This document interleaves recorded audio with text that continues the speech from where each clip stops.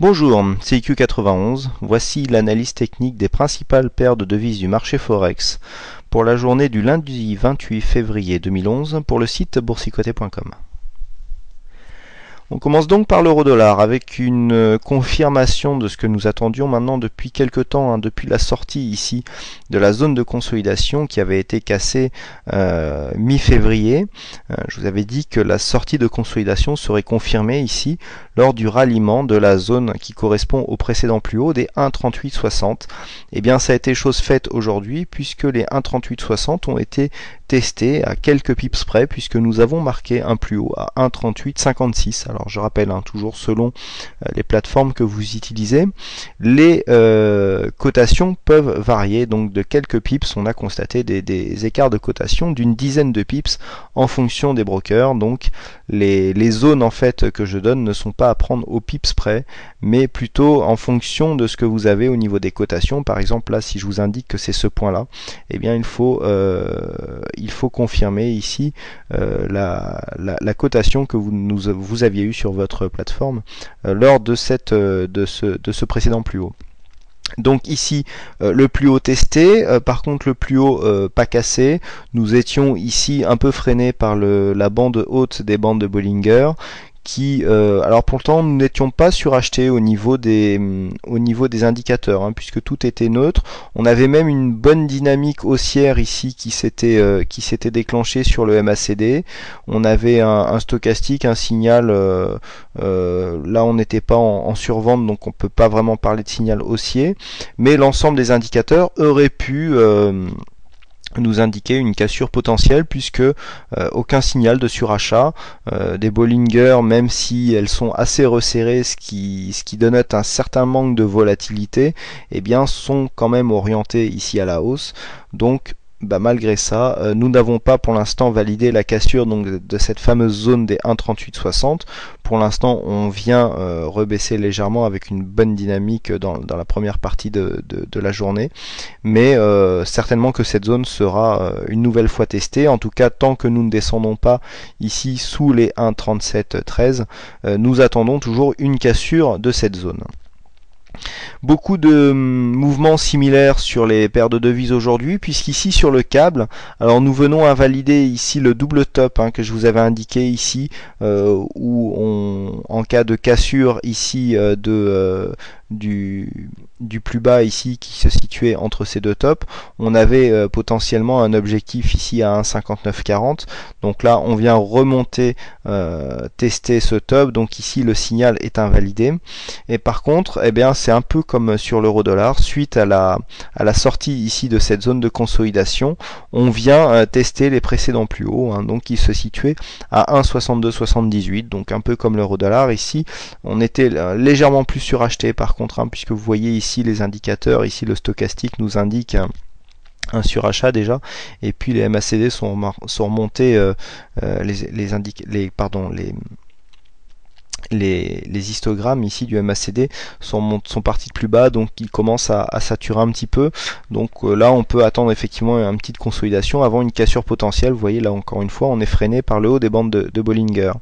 Sur le dollar yen, alors là par contre on a une confirmation ici de la cassure de cette résistance ici de ce support des 82, puisqu'après ici une tentative de cassure à la hausse cette fois-ci avortée, eh bien on vient s'inscrire sous ce support qui est devenu résistance.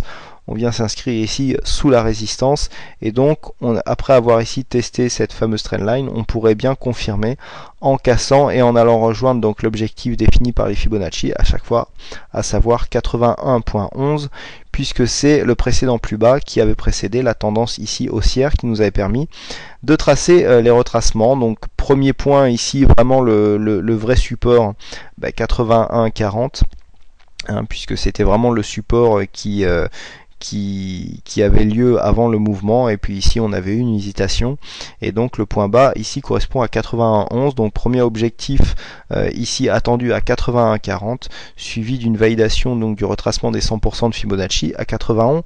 81 pardon, 11 points.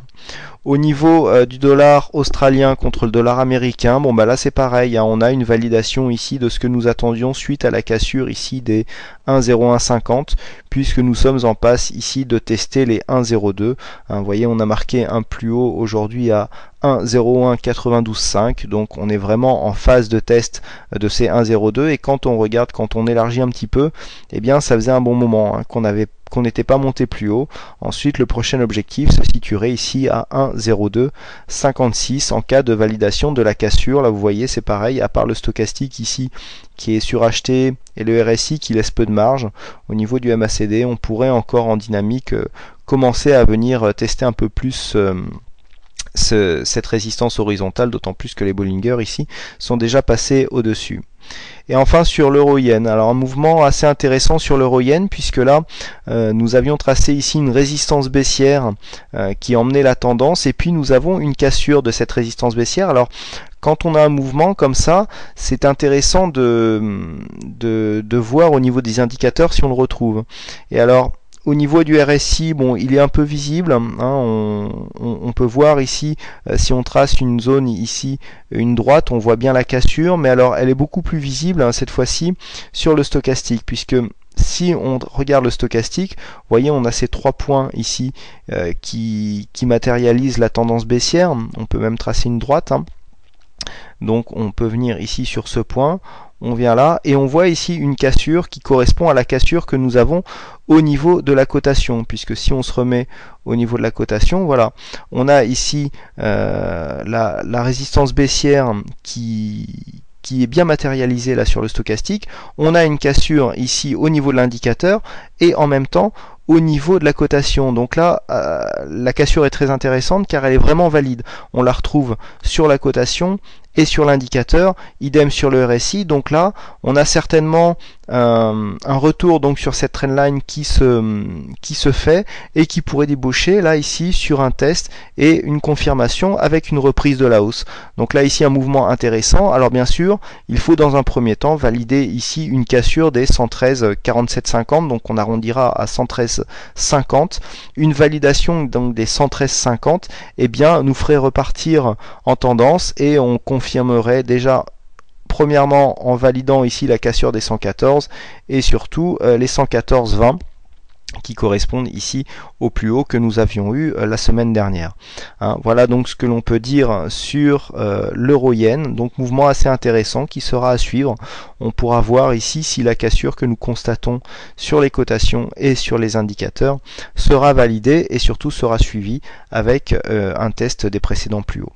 Voilà ce que l'on peut dire donc sur ces principales paires de devises.